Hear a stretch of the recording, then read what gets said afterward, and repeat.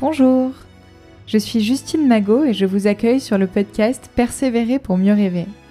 Mes invités ont une passion, un rêve qu'ils ont choisi de transformer en carrière.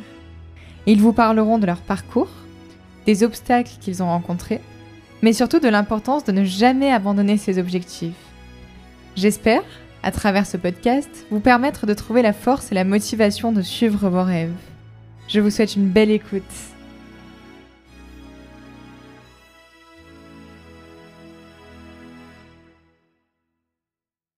Bonjour Julie, bienvenue dans le podcast. Bonjour.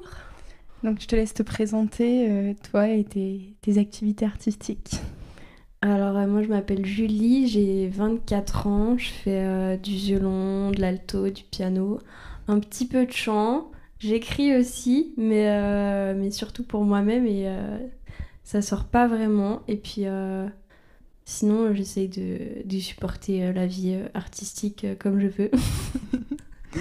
On sent le poids le poids du Covid sur cette réponse. Ouais, exactement, c'est pas du tout la même réponse que j'aurais faite en 2018, mais en vrai, ça fait tellement de bien maintenant que ça reprend que je crois que je redeviens presque optimiste.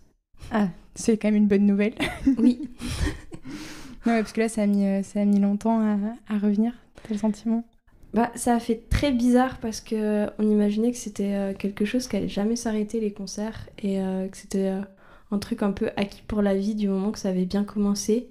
Et de voir que ça s'arrêtait pour tout le monde et qu'on était un peu tous logés à la même enseigne, à faire des petites vidéos chez nous, à essayer de monter, à voir ceux qui savaient déjà monter, utiliser des logiciels avant et ceux qui savaient pas, dont je fais partie, et qu'on était un peu démunis. Ça a fait très bizarre. Et là, de revenir sur scène, j'ai l'impression que c'est pas exactement la même chose qu'avant. On a un peu plus conscience de la chance qu'on a à chaque fois. Ouais. Puis tu devais avoir presque la peur de dire est-ce que je sais encore monter sur scène, enfin, est-ce que je sais encore faire un concert? Mais tellement. Un des premiers qu'on a fait, je me souviens, c'était... je sais plus, c'était une salle un peu connue à Paris, genre l'Olympia. Et on avait des guests que j'admire énormément. Il y avait Zaz, il y avait Icar. Donc des gens que je pensais qu'elle allaient pas stresser, qu'elle allait être vraiment cool parce qu'ils ont déjà fait tellement d'années de scène.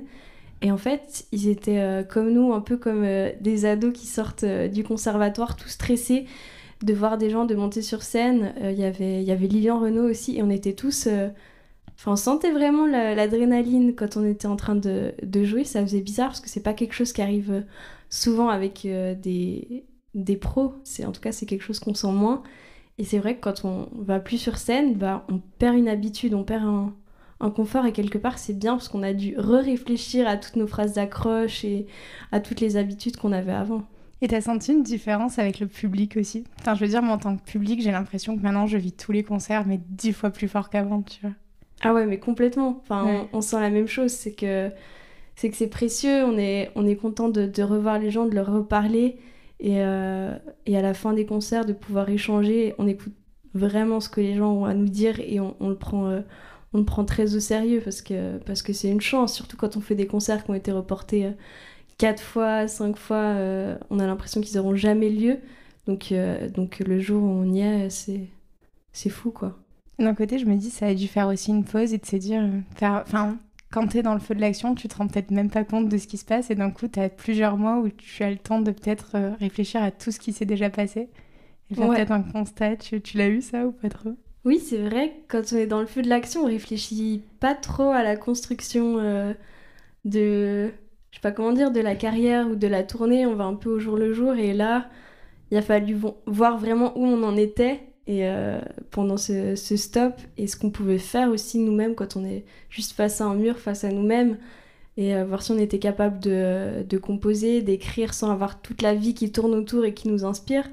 Parce que c'est vrai que quand on n'a pas d'action autour, je trouve que c'est beaucoup plus dur de sortir de soi des textes ou des musiques parce que on doit aller chercher beaucoup plus loin à l'intérieur. Ouais, je pense. Si on reprend un peu aux sources, du coup, toi, à quel moment... donc, t'as commencé hyper jeune la musique, mais du coup, à quel moment t'as fait... est-ce que tu sais à quel âge t'es allé voir ton premier concert? C'était super tôt, je devais être vraiment, vraiment minuscule. C'était, je crois, quand j'avais 1 an et demi que maman m'a emmenée au Schubertiade. J'étais encore dans le turban qu'on met pour accrocher les bébés Ah ouais, les dans le écharpes de dos. portage. Exactement. Donc je devais être vraiment petite et elle voulait voir en fait si j'allais hurler ou pas. Et il paraît que j'ai été attentive. Après, il paraît, moi je me souviens pas de cet âge-là. Ce dont je me souviens, c'est quand j'avais, je pense, à peu près 3 ans. On était dans un concert au château d'Annecy. On était assises par terre sur le sol de pierre tout froid devant. Et devant nous, il y avait l'orchestre qui jouait les 4 saisons de Vivaldi. Et je me souviens vraiment d'avoir le regard qui partait devant moi à gauche vers les violons et de regarder le tout premier violon et de me dire mais c'est ça que je vais faire, moi je vais être comme lui, je vais être sur scène et je vais jouer du violon et je vais jouer les 4 saisons et ce sera ça plus tard. Et c'était évident et c'était trop bien quoi, j'avais un but. Ah, c'est complètement fou parce que ouais, tu te dis à cet âge-là, normalement, tu te prêtes attention à quasiment rien. Et toi, t'avais vraiment déjà ça, quoi. Bah ouais, mais c'était pour la musique. Je me suis même pas posé la question de me dire si c'était important ou pas. C'était juste que ouais, j'avais trouvé ce que je voulais faire. Comme on peut dire, ah bah je vais être pompier parce qu'on a vu un pompier super fort et puis qu'on a trouvé ça impressionnant. J'ai vu le violon, j'ai trouvé ça impressionnant et je me suis dit je vais faire ça. Et puis j'ai eu après 1 année plus tard, maman, j'ai eu vraiment de la chance qu'elle a réussi à trouver un prof qui acceptait les petits et c'est rare parce que au conservatoire, c'est à partir de 8 ans normalement qu'on peut commencer. Donc, et je crois que j'avais un petit sacré caractère quand j'étais petite. Ouais, puis comme tous les enfants qui veulent vraiment quelque chose, quand en principe, tout le monde le sait. C'est un petit peu ça. Donc ouais, j'avais un minuscule violon à 4 ans et j'ai commencé les cours. Je crois que je répondais vachement plus à la prof. Ça, je sais pas comment elle a fait pour me supporter 4 ans. Et puis après, ça s'est un peu enchaîné, mais c'était le tout début. Et c'était tout de suite naturel. J'ai toujours su que c'était ça. Et du coup, à 8 ans, après, t'as rejoint le conservatoire ou t'es restée dans des écoles Bah finalement non, du coup, vu que j'avais commencé dans des écoles de musique. Après, je suis restée dans des écoles de musique et j'ai rejoint le conservatoire que pour les études supérieures, le bachelor diplôme d'artiste, beaucoup plus tard. Et après, j'ai plutôt suivi des profs dans différents pays sans faire vraiment attention à l'école dans laquelle ils étaient. C'était vraiment pour avoir l'enseignement précis d'une telle personne que j'ai beaucoup voyagé avec ma petite sœur. Parce que là, comment ça se passe pour avoir ces profs hyper prestigieux? C'est toi qui les contactes, c'est des concours, c'est eux qui te repèrent? Comment ça se passe? Bah, il n'y a pas de manière... en général, il n'y a pas de manière vraiment officielle parce que s'ils veulent travailler avec toi, ils vont trouver un moyen et tu vas pouvoir rentrer dans la classe. Et s'ils veulent pas, même si tu t'inscris et tu fais tout ce que tu veux, bah tu diras jamais avec eux. Donc il faut les contacter, il faut aller jouer pour eux et t'as le cœur qui bat à 200 à l'heure et tu trembles et t'es pas bien et t'as super peur. Et puis après, tu fais un cours avec eux, ils voient si t'arrives à absorber, à comprendre et à réagir tout de suite à tout ce qu'ils t'apprennent. Ensuite, en général, tu les revois une fois pour qu'ils voient si t'as vraiment tout compris, tout ce qu'ils t'avaient dit et que t'as bossé tous les détails dont ils t'avaient parlé. Donc ce que je faisais après le premier cours, c'est que je notais tous les détails sur une feuille et sur la partition, je notais vraiment tout. Elle était noire de détails et j'apprenais tout par cœur pour le deuxième cours. Et à ce moment-là, ils te disent si oui ou non ils veulent bien bosser avec toi. Donc c'est un processus qui te fait stresser pendant 1 ou 2 mois. Ouais, parce que là, c'est une validation, vraiment. Ah ouais, c'est vraiment ça. Et tu sais pas du tout à l'avance si ça va marcher ou pas. Donc c'était très stressant. Puis en plus, du coup, c'est des professeurs internationaux, donc c'est pas forcément des cours en français. C'était pas du tout en français, non. C'était en anglais, mais c'était la langue maternelle de personne, ni des élèves, ni du prof. Ouais. Donc ça donne des sortes de langages où tout le monde se comprend. Mais s'il y a un anglophone dont c'est la langue maternelle qui rentre dans la pièce, il va faire mais c'est n'importe quoi la langue que vous parlez. C'était des mélanges de russe, d'allemand, de français, d'espagnol. Et on finit tous par se comprendre parce qu'on a des réflexes, mais c'est pas une vraie langue. Et là, ça t'a amené dans quel pays, du coup, c'est différent, enfin, de suivre les profs? Alors d'abord en Suisse, ensuite en Allemagne, en Autriche où j'ai habité 2 ans avec ma petite sœur Camille. Après on allait aussi en même temps un peu aux États-Unis, en Belgique et je suis revenue en Suisse et après j'ai fini mes études au début de la vingtaine je crois mais je suis plus sûre. parce que je suis jamais allée chercher mon diplôme. À la fin, j'ai un peu dit bon, ok. C'est vrai, t'as pas récupéré le truc. Non, je l'ai laissé pourrir au secrétariat pendant 3-4 ans. En fait, c'est pas pour le diplôme que je le faisais vraiment pour les profs qui me passionnaient. Parce que le diplôme, en soi, quand tu veux être musicien, bah, il te sert un peu à rien, quoi. Oui, puis en fait, toi, ça a marché hyper jeune, finalement. Enfin, j'ai l'impression, je sais pas si t'as eu ce sentiment-là, mais je me dis, ça allait hyper vite. Peut-être que toi, t'as l'impression que ça a duré 1000 ans. Mais On a fait des concerts super tôt, ça c'est sûr. Le premier concert que j'ai fait avec Camille, où c'était vraiment juste nous sur l'affiche, on avait 10-11 ans, et c'était un concert caritatif pour lever des fonds pour je sais plus pour quel pays c'était.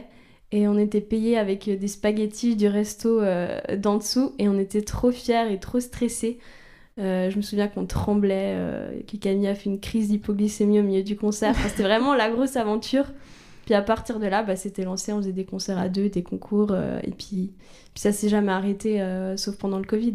ouais, voilà, parce que c'est vrai qu'on l'a pas précisé, mais donc encore aujourd'hui, tu joues toujours du coup avec ta petite sœur et vous faites vos albums ensemble et vos tournées ensemble. Et on vit ensemble, et ouais, on fait à peu près 95% de notre vie ensemble, je pense. Mais c'est trop cool, parce que du coup, ça te fait toujours une épaule sur laquelle te tenir, quoi. Je sais pas du tout comment... J'ai le début de l'expression, mais j'ai pas la fin. Non, mais je l'ai pas non plus, une épaule sur laquelle... tu vois ce que je veux dire? Ça fait... Ouais. C'est vrai, j'ai les deux épaules de Camille, toujours pas loin. On peut tous dire, et ça c'est vraiment bien. Il y a la vie professionnelle, la vie privée, on peut tout discuter ensemble. Après, il y a juste les trucs, faut qu'on arrive de temps en temps à couper, parce que sinon on se retrouve à 2, 3, 4 heures du matin à toujours parler boulot.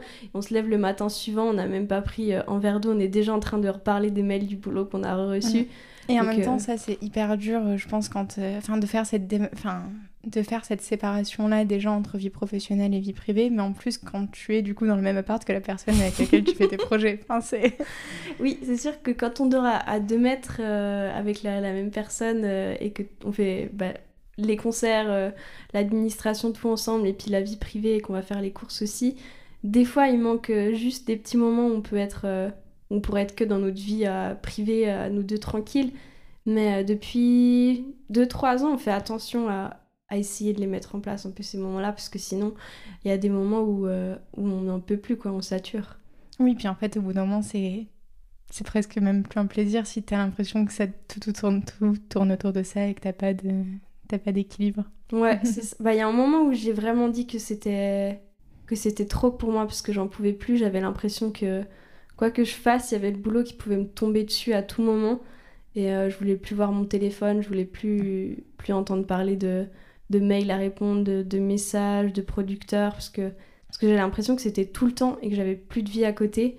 Et j'ai demandé à Camille si elle était d'accord qu'on mette un petit peu en place des horaires, ce qu'on a fait à moitié, pour aussi avoir notre vie à côté et pouvoir de temps en temps se dire on arrête, parce que c'était trop, mais je pense que c'était un peu une phase obligée par laquelle on devait passer si on bosse ensemble toute la vie.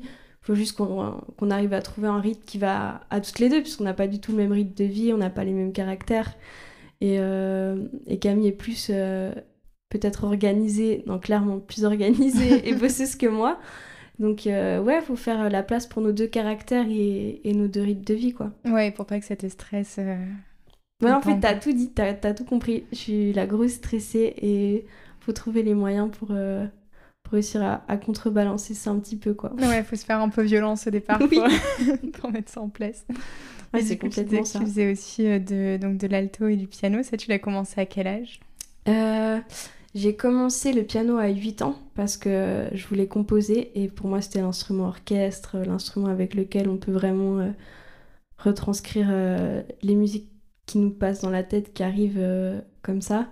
Et en effet, ça m'a beaucoup aidée. J'ai pris des cours de composition directement en parallèle.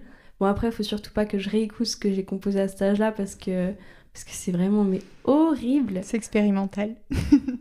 C'est genre du pseudo-classique, mais mauvais. Je voulais faire comme tous les grands compositeurs que j'écoutais, mais j'avais 8 ans, quoi, et ça s'entendait. Mais en même temps, c'est génial, tu te rends compte de commencer à composer à 8 ans. Enfin, c'est complètement... C'est hyper tôt, c'est trop cool. Ouais, mais faut vraiment que plus personne ne voit ces partitions. Mais c'est chou à retrouver. Et un an plus tard, j'ai commencé l'alto, mais c'était par pénurie un peu.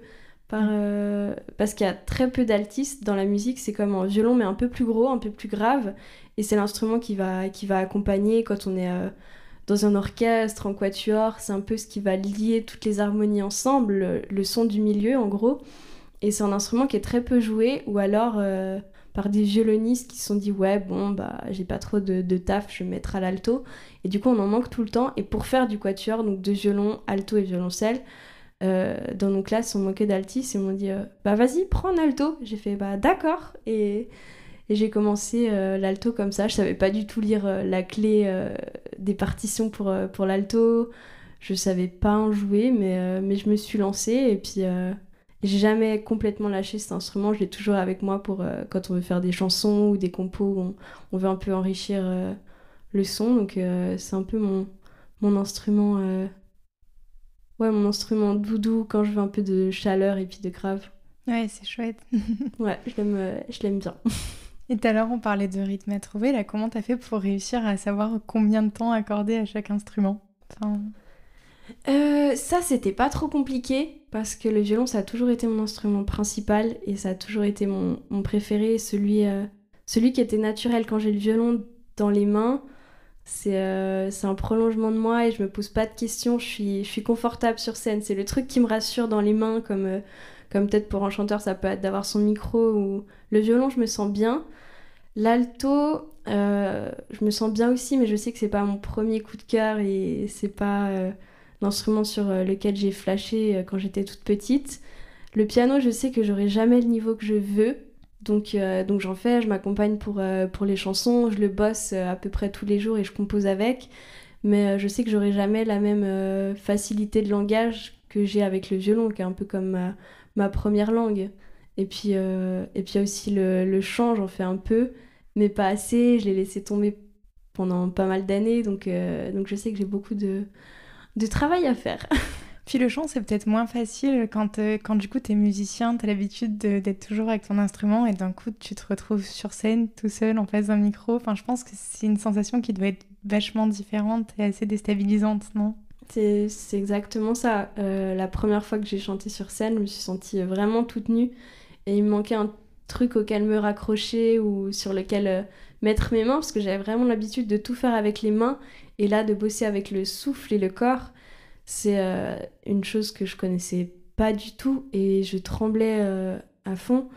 Et encore aujourd'hui, je pense que j'ai énormément à apprendre avec le chant, mais en même temps ça me fait tellement de plaisir et j'ai tellement de bonheur à chaque fois que je peux chanter sur scène, même si c'est pas forcément bien, mais si je peux chanter mes textes et mes chansons, j'ai l'impression que quelque part je peux faire quelque chose de vrai à apporter au public et que le métier a plus de sens, donc je pense que je vais continuer à le faire.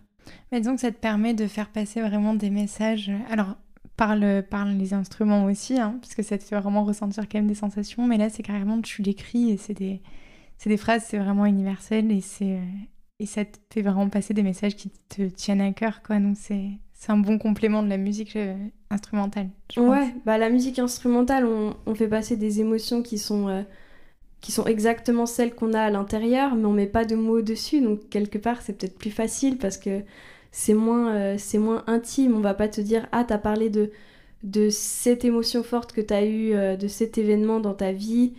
On va simplement la ressentir et l'associer à quelque chose que nous-mêmes on a peut-être vécu avant, alors que quand on chante une chanson, un texte qu'on a écrit, là on peut beaucoup moins se cacher derrière les mots. C'est beaucoup plus explicite et on apporte une part de nous sur scène et on la donne au public sans savoir comment il va la recevoir. Donc j'ai l'impression qu'il faut un peu plus prendre son courage à deux mains pour la porter sur scène. Et t'as déjà fait du coup des concerts où juste tu chantes ou c'est toujours en complément d'un concert où tu joues avec ton violon, ton piano, ton alto? Souvent c'est un complément, mais il y a pas longtemps j'ai fait un concert avec un ami chanteur où j'ai fait que chanter et ça me faisait trop bizarre.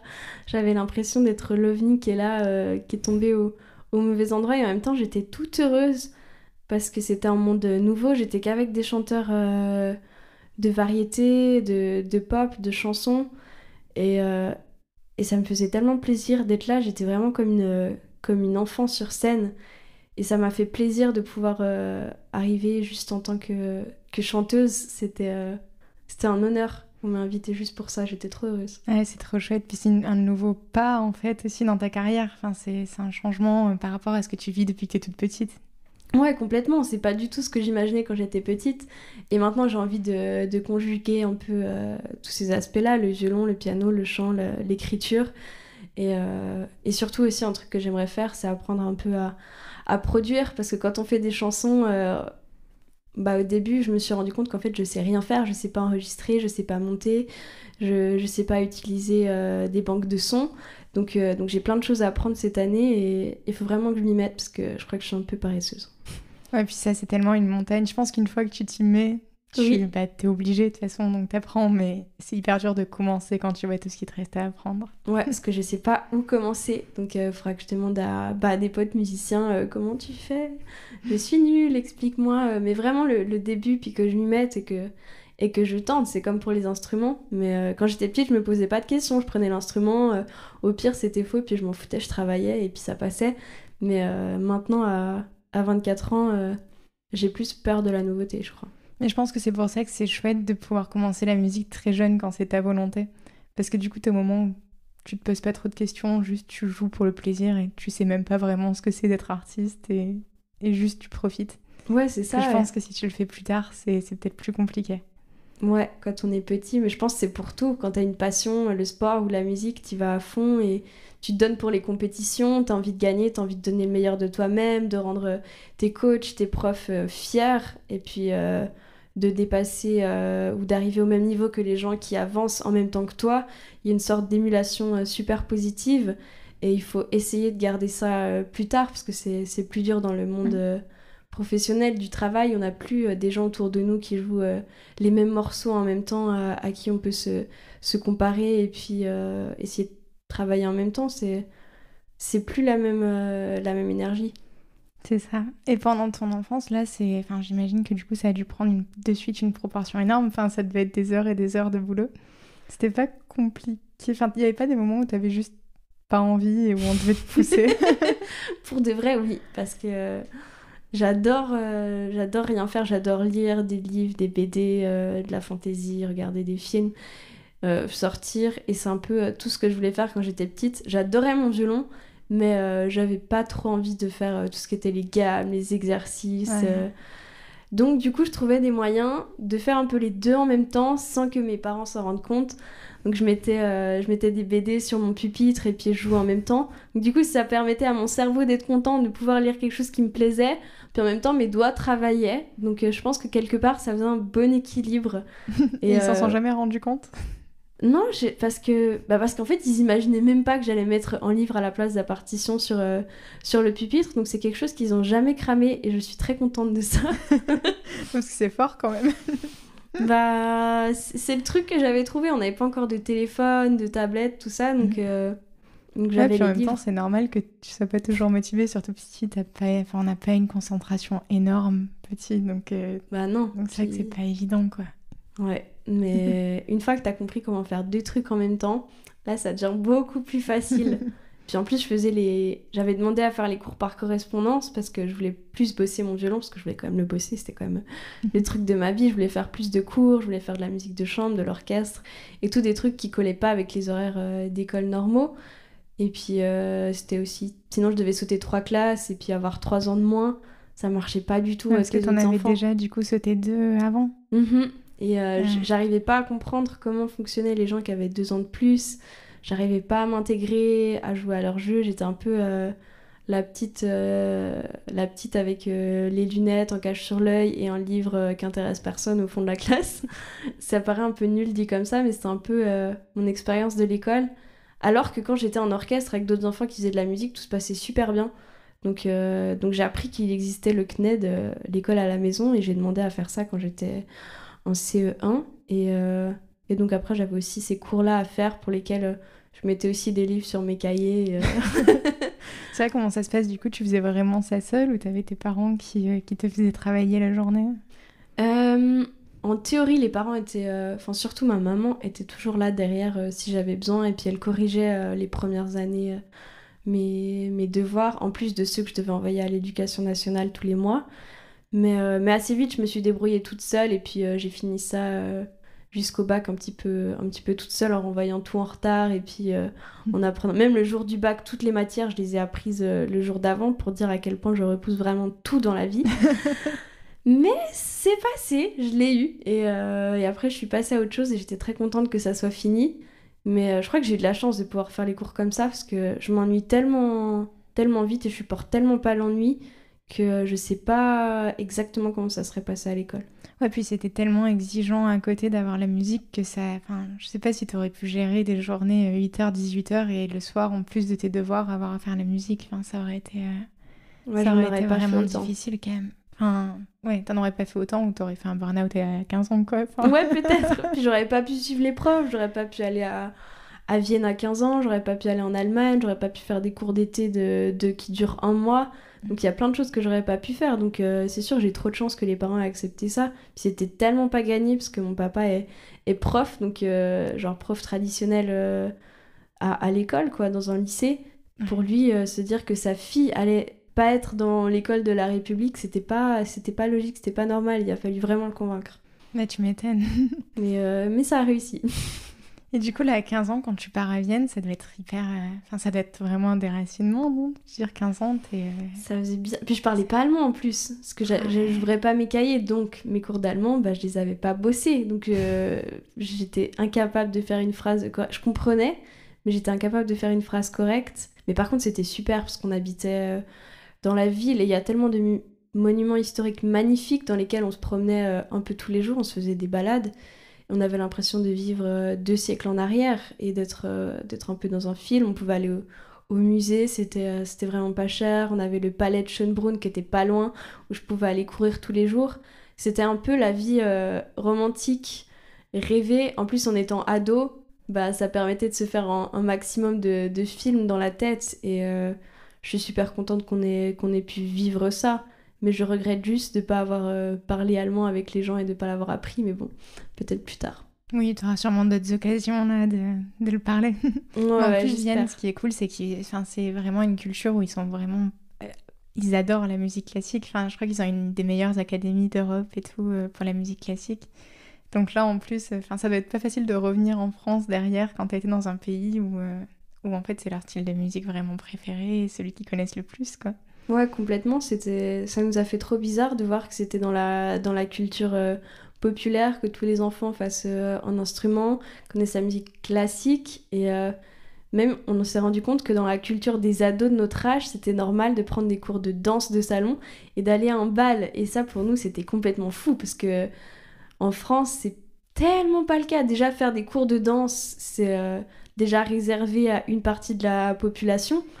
Mais c'est pas du tout un truc populaire de se dire je vais m'acheter une robe de bal et puis comme tous mes potes de 14-15 ans, on va aller au bal de fin d'année avec les gants blancs et puis danser la valse viennoise qu'on connaît tous. C'était super bizarre mais c'était trop bien, on était plongé dans un autre monde et on s'en est rendu compte quand on a déménagé parce qu'on allait sonner aux portes chez les voisins en leur disant on est trop désolés, on fait du violon et du piano et on est sûr que ça va vous déranger, pardon, venez sonner si ça vous dérange. C'est là, ah, c'est de la musique classique? Non, non, mais c'est super, y a pas de souci. Et jamais ils ont rien dit alors qu'on bossait toute la journée, tout le temps, on était 3 violonistes dans les mêmes 20 mètres carrés et ils ont jamais rien dit, c'était ouf. Alors qu'à Paris, ça doit pas être la même affaire. Non. On fait 2 notes et puis il y a la voisine qui vient et qui reste, qui s'endort sur la sonnette. Non, c'est vraiment pas la même. Ouais, j'imagine. Et là, du coup, de suite après Vienne, tu arrives en France ou non, tu repasses d'abord par d'autres académies, d'autres cours? Après Vienne, j'ai fait mes études, j'ai fait mon bachelor en violon et en alto à Genève pour avoir un diplôme, le fameux diplôme que je suis pas allée rechercher.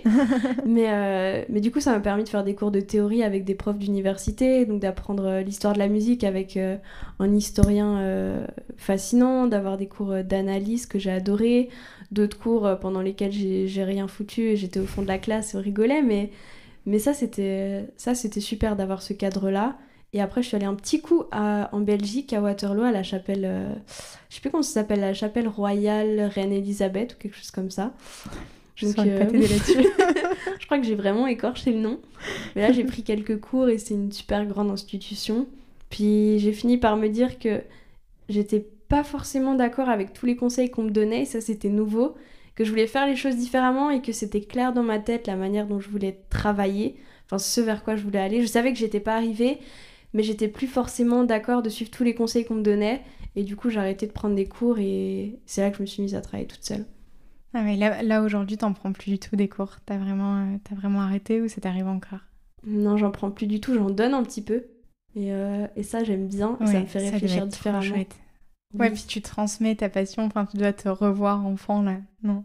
Bah complètement, surtout quand j'enseigne à des enfants, il faut que je me replonge dans l'état d'esprit de l'enfance et puis que je réfléchis comment on fait les choses, parce que souvent on les fait parce que ça marche et parce que les doigts ils vont tout seuls, et on réfléchit pas le processus pour y arriver. Du coup ça fait tout déconstruire et ça fait bien réfléchir de donner des cours. Et j'aime beaucoup ça parce que ça me fait mieux travailler après, j'ai l'impression. Ouais, sûrement. Et là, du Ouais. coup, tes projets perso, donc quand tu fais ce passage de je suis plus étudiante, je vais me lancer, comment tu trouves tes premiers projets, les premières rencontres? Bah, y a pas de parcours tout dessiné, donc il faut un peu le créer soi-même. Et j'avais déjà, pendant que je faisais mes études, on avait commencé une tournée avec un producteur, on avait déjà commencé d'enregistrer des albums. Donc tout ça, c'était déjà lancé et ça m'a permis de consacrer tout mon temps à ça et de le faire vraiment tous les jours une fois que j'ai arrêté de prendre des cours. Donc simplement, c'est devenu mon travail à temps plein d'essayer de trouver des concerts, de les bosser, de monter des nouveaux programmes, de se renouveler, de voir ce que c'était que gérer une image, raconter une histoire. C'était un peu bizarre au début, mais on s'y fait assez vite. Ah, puis après, vous avez enchaîné les albums, enfin, ils sont arrivés tous les uns après les autres. Ça vous je sais, enfin, j'ai pas regardé exactement le nombre de mois, mais j'ai l'impression que c'est un par an tous les 2 ans, Ouais, quasiment, que vous exactement. On faites. a fait un par an, sauf au Covid, bah, où du coup ça a décalé d'un an. Mm. Mais on savait pas ce que c'était le rythme normal pour faire des albums. Au début, on n'avait aucune idée. On savait pas combien d'albums c'était bien de vendre ou pas. Qu'est-ce qu'il fallait mettre sur un album. On n'avait aucune idée de tout ça. C'était un monde tout nouveau. Donc on s'est lancé avec le programme qu'on aimait bien. Et l'album, il est sorti. On a fait la promo, la tournée. Puis on s'est dit, bah, on enchaîne sur le suivant. Et ça avait vraiment une année après. Vous êtes sûr? Bah oui, il est fait. Donc ce qu'on va faire, on va pas rester chez nous. Et du coup, on a enchaîné un album par an, ce qui est peut-être beaucoup, mais pour nous, pas, parce que ça nous permettait d'être en activité tout le temps et je pense qu'on en a besoin dans notre fonctionnement. Donc c'était normal et puis comme ça nous permettait de pas nous ennuyer ou de rester sur un projet trop longtemps parce qu'après, on tourne en rond dedans et puis on supporte plus de se réentendre. Ouais, puis en plus, enfin, la démarche est hyper chouette, c'est que vous essayez toujours de reprendre, alors à plus ou moins grande, sur une plus ou moins grande partie de l'album, mais de reprendre des chansons, donc une fois des chansons françaises, ou là en ce moment, donc sur le dernier album, des musiques de série, donc d'essayer de faire rentrer la musique classique à la radio et dans les oreilles de tout le monde, même ceux qui à la base vont pas chercher de la musique classique. Enfin, Bah, on essaye de démocratiser au max la musique classique, parce que quand on était petite, bah, on y a eu accès super facilement. Maman regardait les programmes de concerts pas trop chers pour les jeunes, donc on a pu aller dans des belles salles, au Victoria Hall, à Genève, et avoir accès à ça tout de suite. Même aller à l'opéra quand on était petite, c'était fou. Et en grandissant, on s'est rendu compte qu'il y a énormément de gens qui n'ont pas du tout accès et qui grandissent sans art de musique classique, ou alors genre 2 cours au collège sur Mozart et c'est tout. Et ça représente pas du tout ce monde incroyable qu'on a pu découvrir pendant toute notre vie. Donc c'est un peu ce qu'on essaye de faire avec les albums et puis la promo, c'est de dire mais c'est pas grave si vous avez jamais rien appris sur le classique ou si vous avez jamais vu de concert, vous pouvez en écouter et aimer ça sans avoir de base de connaissances particulières derrière. Et c'est important parce que la musique classique, c'est pas une musique de maintenant, c'est pas une musique qui est composée ou très peu actuellement, c'est un répertoire ancien et si on veut le faire vivre, faut le faire vivre avec notre temps, sinon... Après, c'est que mon avis, hein, peut-être pas, mais j'ai l'impression que si on le fait pas vivre avec la société d'aujourd'hui, il y a un moment où il y aura moins d'intérêt et que ça risque de se perdre et ce serait vraiment dommage. Oui, puis en plus, voilà, c'est ça, c'est que là, ça permet en fait du coup de raccrocher des personnes qui l'ont pas forcément écouté, mais qui du coup vont se dire, mais attends, c'est trop bien, ça ressemble à tout ce que j'ai fait, enfin, à tout ce que j'écoute d'habitude, mais juste avec d'autres instruments, donc c'est facile à écouter en fait. Bah oui, on essaie de... Enfin, je sais pas si on y arrive, mais on essaye de créer un peu des ponts entre les différents styles, entre le classique et le jazz, entre le classique et la chanson, pour que les gens qui écoutent plus de chansons se disent «Ah bah finalement, les cordes sur cette chanson, j'aime bien. Peut-être que je pourrais aussi écouter un style où il y a que des cordes, qui est que instrumental, et d'amener les gens d'un style à l'autre pour ouvrir un petit peu le spectre. Et puis nous aussi, ça nous apprend énormément, parce qu'à chaque fois qu'on découvre un nouveau style, on voit qu'on a tout à apprendre, mais que ça nous enrichit beaucoup et qu'on peut utiliser la technique qu'on a appris dans le classique pour aller vers d'autres choses. Et du coup, tu fais aussi des collaborations avec d'autres artistes qui sont donc en dehors du milieu classique. Enfin, Thomas Dutronc, par exemple, il y a une chanson qui est magnifique que vous avez faite avec Grand Corps Malade. Ah, c'est trop gentil. Non, mais tu sais que je crois que je l'écoute en boucle depuis sa sortie. Ah, c'est trop chou. Ouais, je la trouve incroyable. Et je crois qu'en fait, c'est le sujet du podcast, sur le temps d'une chanson, en fait, Chemin de traverse. En fait, vous expliquez comment on arrive dans la vie d'artiste et quel choix c'est, et aussi les questionnements. Ça, c'était... Ouais, c'est exactement ça. C'est les choix qu'on peut prendre qui sont un peu différents pour arriver là où on veut aller et puis assumer de prendre la petite route que d'autres ne prendront pas ou qu'on ne nous conseille pas de prendre dans la voie traditionnelle. C'est une collaboration qui s'est faite, qu'on n'attendait absolument pas. Parce que pour nous, Grand Corps Malade, c'était quelqu'un d'inaccessible, mais pas dans le mauvais sens du terme, simplement de tellement... un tellement grand artiste qu'on se disait qu'on pourrait peut-être jamais le rencontrer ou travailler avec lui. Et on avait dit dans une interview, quand on nous avait demandé quel était l'artiste avec lequel on rêverait de collaborer, on a dit... non, on nous avait demandé quelle était la chanson qu'on aurait rêvé écrire. Et on a dit Dimanche soir, parce qu'on la trouve sublime et qu'elle nous touche et qu'on la chante à tue-tête super mal dans l'appart. et, et le réal avec qui il bossait à cette époque-là, Moziman, a entendu l'interview et il écrivait des duos à ce moment-là pour Fabien et d'autres femmes.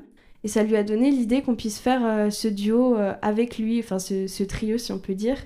Et il nous a appelés et on était vraiment, c'était incroyable. C'était la nouvelle qu'on n'attendait tellement pas.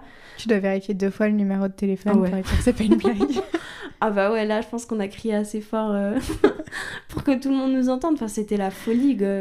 Pouvoir aller sur l'album de Grand Corps Malade, même chanter avec lui, chanter et jouer, parce qu'il a écrit des parties de cordes, et puis et surtout un titre qui parle de la vie d'artiste, de quelque chose qui nous rassemblait finalement, et des choix de vie, c'était assez incroyable, et c'était un enregistrement tout simple finalement, c'était juste une petite après-midi en studio, tout tranquille, on avait amené des petits chocolats, on a fait quelques prises, posées dans le canapé, c'était...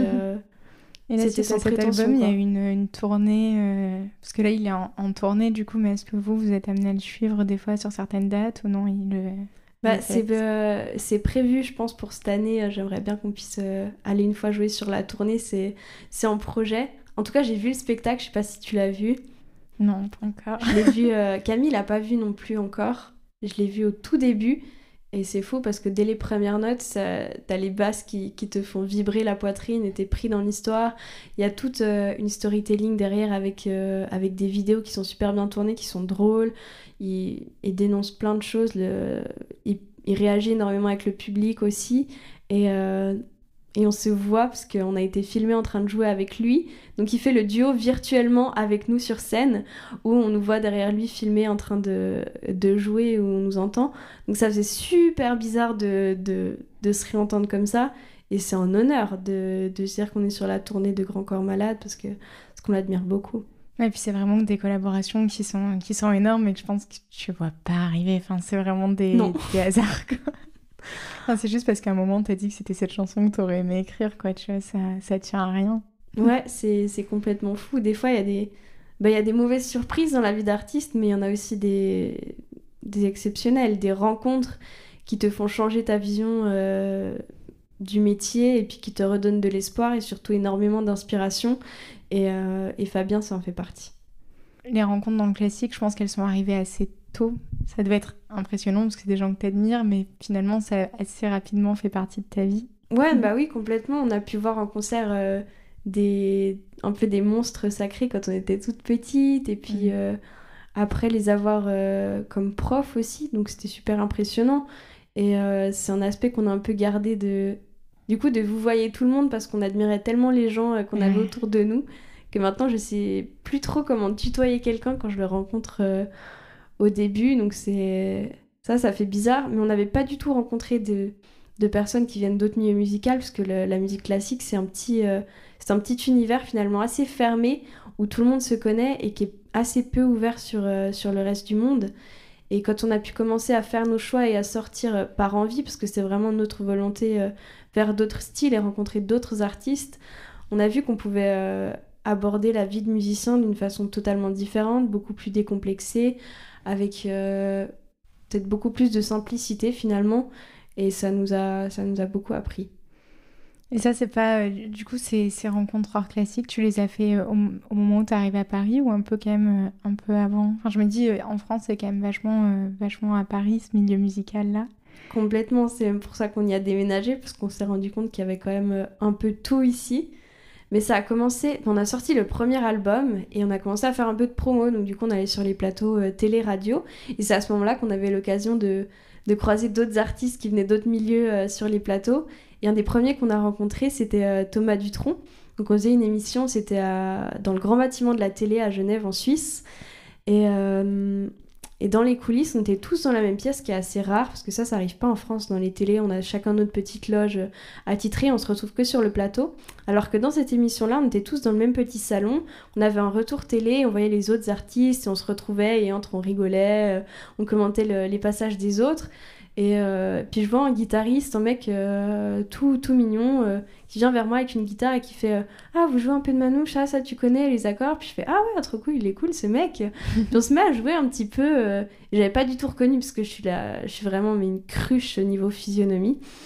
Et puis après, j'ai ma maman qui était là qui me fait Ah, t'as joué avec Thomas Dutronc? J'étais là, quoi? Attends, c'était. Ah, d'accord, bah si j'avais su, j'aurais peut-être joué.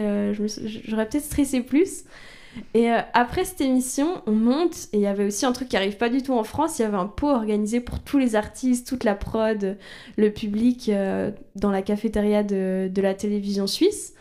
Et au bout d'un moment, je sais pas pourquoi, on avait tous ces instruments au dos, et on se propose avec Thomas mutuellement de commencer un petit bœuf. On joue tout au fond de la cafette, éloigné des gens, juste tous les trois, parce qu'on s'est dit on va faire un morceau juste pour voir si ça colle ensemble, mais sans déranger les autres.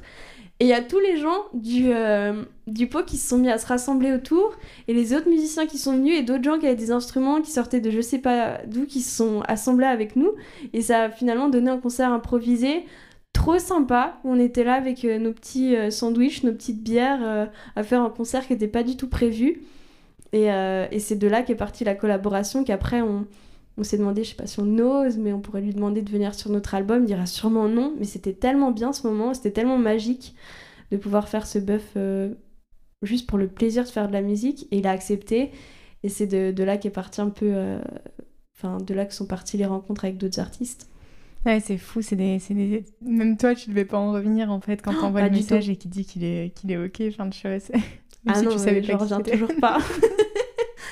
Ouais, ça fait super bizarre. Et en plus, il est super modeste parce qu'il est juste venu comme ça. Tu connais ses accords, et je savais pas qui c'était. Et on a juste joué comme ça. Et après, j'ai compris que c'était Thomas Dutronc. Donc, Ouais, mais après, des fois, ça doit être bien quand t'as du succès que la personne te reconnaît pas parce que enfin, tu peux justement être comme tout le monde, entre guillemets. Enfin, je pense que ça doit être aussi agréable des fois de pas être reconnu. ouais, c'était juste la musique pour le plaisir de la musique. Et il y avait rien d'autre derrière. Et des fois, on a l'impression de le perdre un peu quand tout est trop dans l'image. Et dès qu'on a l'impression de pouvoir y retourner avec d'autres artistes et qu'on sent qu'ils sont vraiment là pour, dans cette quête un peu folle de faire quelque chose de beau, simplement pour que ça existe et que ça soit nouveau et que ça sorte, ça fait énormément de bien.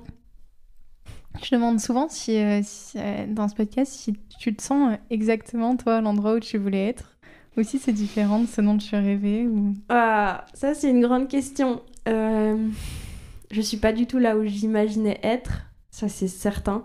Parce que quand j'étais petite, je pensais que j'atterrirais dans le milieu classique et que toute ma vie je ferais des concertos, Enfin, dans le meilleur des cas, évidemment. Hein. Si vraiment j'arrivais à faire tout ce que je voulais, que je suivrais des orchestres et puis que je ferais un petit peu le tour de l'Europe, ou si vraiment c'était la folie, le tour du monde, et que je jouerais des concertos classiques en soliste avec orchestre. Et puis là, je me retrouve à faire des albums où je fais du classique avec des orchestres, mais aussi que je compose, je fais des chansons, j'écris et je fais plein d'autres choses. Et du coup, ça fait que je sais absolument pas où je serai plus tard, parce que j'ai réalisé que les choses vont pas forcément dans le sens où on imaginait, mais que c'est pas forcément plus mal et que c'est bien de se laisser porter, parce que ça permet de créer autre chose. Donc je sais pas où je vais, mais finalement, j'en suis pas malheureuse. Oui, tu te sens bien là où t'es, et tu t'angoisses pas de... Parce que ça doit pas être facile aussi des fois de se dire comment ça va évoluer. Ah si, j'angoisse de ouf. Ah ouais, tu te la poses cette question-là quand même. Mais tout le temps, j'angoisse pour tout, pour la suite des concerts, pour la vie en général, pour les moindres petites choses, pour les émotions des gens autour de moi. J'ai tout le temps peur de faire faux, de mettre les gens mal à l'aise, de dire des choses qu'il fallait pas. Et j'ai peur de tout, mais ça m'empêche pas d'avoir des moments où je suis juste trop reconnaissante de rencontrer des... Mais c'est con, enfin, c'est bête à dire, mais des belles personnes autour de moi et d'avoir cette chance de pouvoir parler avec des... Enfin, ou même d'être là aujourd'hui, tu vois, de faire un super podcast. Ça me fait trop plaisir aussi. Enfin, c'est une chance, je suis trop heureuse et j'imaginais pas avoir cette vie-là et j'en suis super heureuse aussi. Ouais, c'est cool parce qu'en fait, en plus, je trouve que le milieu, alors, grand milieu, du coup, milieu artistique, souvent quand on n'est pas dedans, on a l'impression que c'est inaccessible. Ou voilà, on en parlait un peu tout à l'heure avant de commencer l'enregistrement. On a l'impression que c'est beaucoup de réseaux, que c'est inaccessible, que c'est compétitif. Et en fait, plus tu t'en rapproches, enfin, plus tu te rends compte qu'il y a quand même vachement de gens hyper bienveillants. Et tu peux faire enfin, tu peux tellement faire ton réseau tout seul, en fait, aussi. Mais oui, totalement. Il y a pas... Enfin, il y a la route qu'on imagine qui est toute tracée et finalement, la majorité des gens vont en prendre une autre sans savoir au début où on allait aller. Et le plus important, c'est, je pense, de faire les choses avec le cœur. Et dès qu'on fait quelque chose, le faire avec conviction et d'aller là où on sent les choses, mais pas forcément de suivre les directions. Et toi, en plus, tu as eu cette chance-là, du coup, de réussir à aller où tu voulais et d'avoir à peu près envie d'aller au même endroit que ta sœur et du coup, de continuer à faire cette route ensemble. Ouais, ça, c'est une chance. C'était un peu inattendu parce qu'on a des caractères super différents. Et de voir que Camille, quand elle était petite, elle voulait aussi faire du violoncelle et qu'on jouait ensemble, ça nous a rendu heureuses super vite. Et on a changé aussi toutes les deux beaucoup avec la vie, mais c'est toujours quelque chose de naturel pour nous de jouer ensemble et on s'éclate toujours autant, on s'entend toujours aussi bien, on peut toujours autant se parler. Et je pense que ça nous a beaucoup rapprochés de passer toutes ces années ensemble, de stresser ensemble pour les cours, de se rassurer, d'être là l'une pour l'autre avant, après les concerts, pendant. Et je pense que c'est un lien qu'on gardera toute notre vie. D'ailleurs, qu'on continue à faire de la musique ou pas, mais c'est certain que c'est quelque chose qu'on retrouve pas avec d'autres personnes. Ouais, puis en plus là, c'est des voyages. Enfin, vous avez fait du coup des concours un peu partout dans le monde sur juste d'autres continents. Donc c'est énorme d'avoir quelqu'un avec qui vivre tout ça et de pas être toute seule dans ton avion, juste avec ton stress. Ah mais ça change tout parce que c'est tellement... Ouais, c'est ça, c'est stressant d'aller dans un autre pays où on parle pas la langue, où on sait qu'on va être en concours avec d'autres gens incroyables qui ont bossé toute leur vie pour ce concours et on sait pas où on va être, dans quel hôtel, seul le soir, comment on va faire pour tout. Et d'être à deux, bah, c'est super rassurant parce qu'on est toujours là l'une pour l'autre. On peut... Même c'est des choses bêtes, mais on peut aller se dormir l'une sur l'autre, on peut garder les affaires, on peut rassurer l'autre quand elle est stressée, et il y en a toujours une qui a plus d'énergie que l'autre et qui va être là pour remonter l'autre, et c'est un peu un balancier. Et je pense que ça a vraiment fait la différence. Je sais pas si on aurait continué jusqu'ici si on avait été toute seule.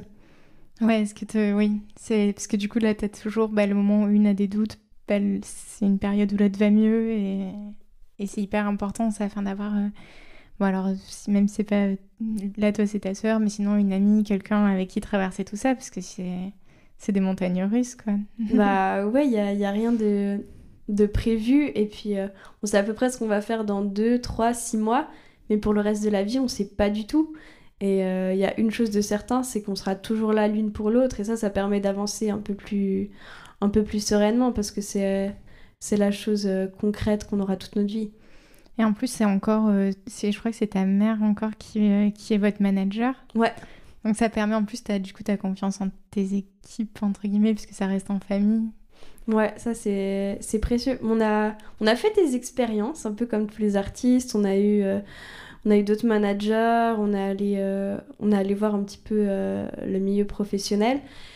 Et on s'est vite rendu compte que c'était pas forcément nécessaire d'avoir les gens les plus connus dans la profession ou qui avaient le plus de réseau, comme tu disais, que c'était plus précieux d'avoir des gens sur lesquels on pouvait compter et qui n'allaient pas nous pousser à bout simplement pour la carrière, et puis c'est la seule chose qui compte, et qui étaient là pour nous aussi en tant que personne, et de bien choisir nos équipes, des gens qui nous écoutent, qu'on écoute et avec qui on peut débattre sereinement. Je crois que c'est peut-être le plus grand enseignement qu'on a eu ces dernières années. Ouais, d'être avec des gens qui sont là pour les bonnes raisons, quoi. Exactement, ouais. Ça, c'est précieux, et pas juste pour le chiffre ou pour l'image, quoi. Pour toi, c'est quoi la plus grande richesse de ton métier, du métier de musicien? Il y en a beaucoup. Si je dois en choisir une, je dirais que c'est les petits moments suspendus qu'on peut avoir sur scène parfois, où on sent qu'on est à sa place. Et j'ai rarement l'impression d'être à ma place, que je sais pas du tout où elle est. Et de temps en temps, sur scène, pendant un morceau, je sens que c'est bon, c'est là que je dois être, et c'est normal, et c'est naturel de faire ça à ce moment-là, cette musique, et que ça fait du bien de la transmettre aux gens, et qu'on est au bon endroit. Et juste ces petits instants-là, je pense que c'est la plus grande richesse. Ouais, c'est une sensation que tu retrouves que sur scène, quoi. Je crois, ouais. Je la retrouve qu'avec la musique. Et si aujourd'hui tu devais parler à un artiste qui se lance peut-être au moment de rentrer au conservatoire, qui a peut-être 8-9 ans, qui veut commencer la musique, qui sait pas trop ce que ça va donner ni comment s'y prendre, tu lui dirais quoi? Plein de choses. En même temps, je lui dirais déjà de foncer, ça c'est sûr. De bien travailler tous les jours, même si c'est pas beaucoup, c'est d'avoir...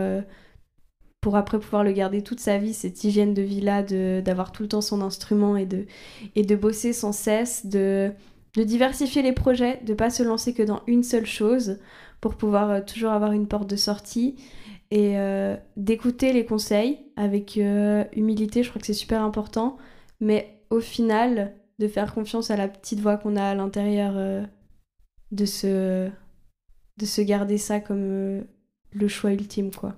Ouais, d'essayer de se souvenir de qui on est. Oui. Et de ce qu'on veut. Oui, et de pas changer simplement parce qu'on nous demande de changer. Il faut qu'on en voit l'intérêt aussi, parce que sinon on se perd. Ouais, ça doit aller très vite en plus quand la carrière monte. Ça, ouais, on fait des choix, on essaye d'être quelqu'un, mais au final, je crois que c'est plus dur d'être soi-même face aux autres, parce qu'on n'a plus de barrières. Et c'est peut-être ça le but, finalement, c'est réussir à donner quelque chose, mais sans se construire peut-être trop en personnage autour de nous qui nous ressemble moins.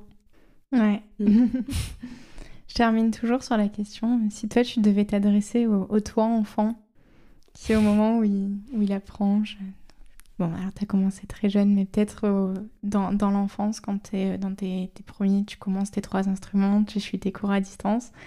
Est-ce qu'il y a un conseil que tu te donnerais, quelque chose que tu te dirais de faire différemment, ou juste d'appréhender différemment?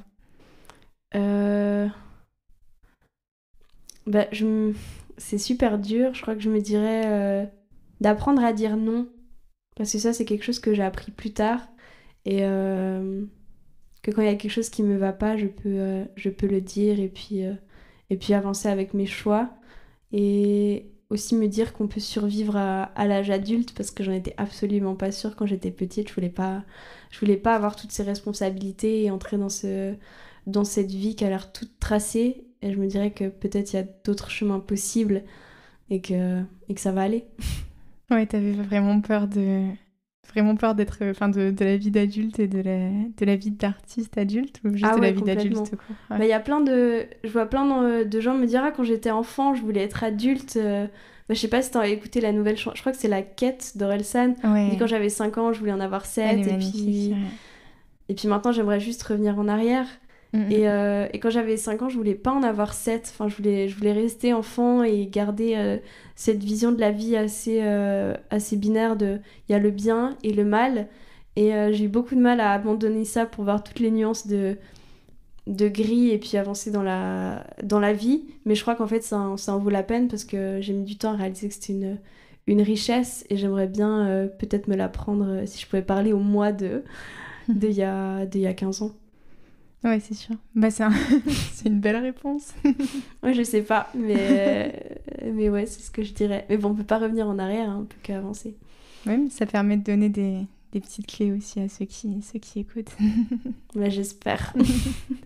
Merci beaucoup d'être venue. Merci, c'était trop trop bien. Merci à toi pour ta bienveillance, Ça fait plaisir. Merci beaucoup. Cet épisode est terminé. Je vous remercie de l'avoir écouté. S'il vous a plu, n'hésitez pas à vous abonner à l'émission et à la suivre sur Instagram, Facebook et Twitter afin d'être informé de son actualité. Si vous écoutez ce podcast sur une plateforme proposant d'évaluer l'émission, lui attribuer la note maximale m'aidera à développer ce projet. N'hésitez pas à en parler autour de vous, à vos proches, sur les réseaux ou à échanger directement avec moi pour me faire part de vos commentaires. Merci pour votre bienveillance et à bientôt sur Persévérer pour mieux rêver.